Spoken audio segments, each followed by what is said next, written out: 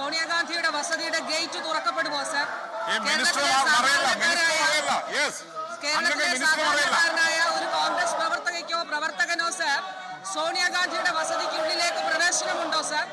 ആരാണ് സാർ പോറ്റിയെ സോണിയാഗാന്ധിയുടെ വീട്ടിൽ കയറ്റിയത്? എന്തുദ്ദേശത്തിലാണ് സാർ അവിടെ കയറ്റിയത്? ആരാണ് അവിടേക്ക് കൊണ്ടുപോയത് സാർ?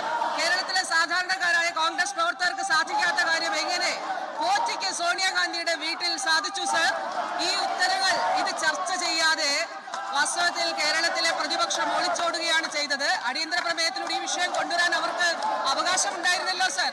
അവർക്കിത് ഉന്നയിക്കാമായിരുന്നല്ലോ സാർ. എന്തുകൊണ്ടാണ് അവർ ഉന്നയിക്കാത്തത്? അപ്പൊ അവർ ഒളിച്ചോടുകയാണ് സാർ.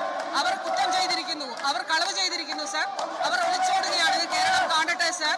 ജനാധിപത്യ മര്യാദ അനുസരിച്ച് കേരളം കാണുന്നതിനും അറിയുന്നതിനും ഇക്കാര്യം ഈ നിയമസഭയിൽ ചർച്ച ചെയ്യാമായിരുന്നല്ലോ സാർ.